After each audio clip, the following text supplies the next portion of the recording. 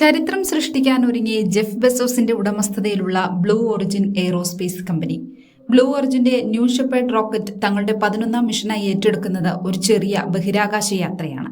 New shepherd ബഹിരാകാശത്തേക്ക് യാത്ര തിരിക്കുന്നത് 6 സ്ത്രീകളുമായാണ്.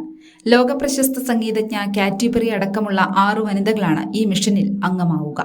യൂണിസെഫിന്റെ goodwill അംബാസഡറും കലയിലൂടെ കുട്ടികളെ ഉയർത്തിക്കൊണ്ടുവരാനുള്ള ഫയർവർക്ക് foundation സ്ഥാപകയുമാണ് കാറ്റി Perry. നാസയിലെ മുൻ റോക്കറ്റ് സയന്റിസ്റ്റും സംരംഭകയുമായ ഐഷ ബോവെയാണ് മറ്റൊരു യാത്രിക.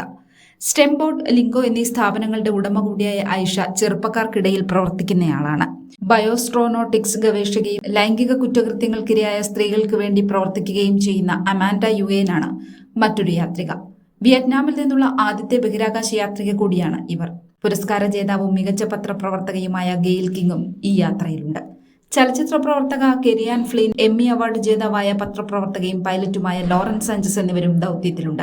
ഏപ്രിൽ 14-നാണ് 6 വനിതകളുമായി ന്യൂ ഷെപ്പേർഡ് ബഹിരാകാശത്തേക്ക് യാത്ര തിരിക്കുക.